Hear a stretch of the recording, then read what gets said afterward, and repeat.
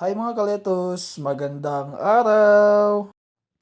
And welcome to LMC Hydroponics Backyard Farm. Kung hindi ka pa nakafollow, baka naman. Sa araw na to guys is naubusan tayo ng pH down. At dahil naubusan tayo ng pH down, gagawa tayo ng DIY pH down na mas mura at mas marami. Disclaimer lang po ha, this is based on my own experience. So yan, wala nang laman yung ating 1 liter na pH down na binili.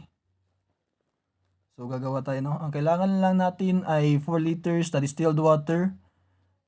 At pwede rin yung mineral water kung meron kayo. At 450 ml na phosphoric acid food grade by Dalkim. Dalkim, pikin naman. So next is, ang gagamitin guys is simpleng-simple lang. Mimix lang natin yung 450 ml na phosphoric acid sa 4 liters na distilled water or mineral water. At pagkatapos, imimix lang natin ng maigi. At pag na-mix na, tsaran! May 4 liters or 4.450 liters na pH down na tayo. So para malaman natin guys kung effective ba talaga yung ginawa nating pH down, so ito na. So gamit ang ating 5-in-1 na meter. So yan yung pH natin. Tignan natin sa walang pH down na tubig. Yan yung normal na tubig dito, 6.88 kung nakikita nyo. Umabot pa nga ng 6.92. So ngayon is lalagyan natin siya ng ginawa natin na pH down. Ito na. So lagyan natin ng kaunti lang, no? Para di naman masayang. Lagyan natin ng mga 0.5 ml. So ayan, ilagay natin.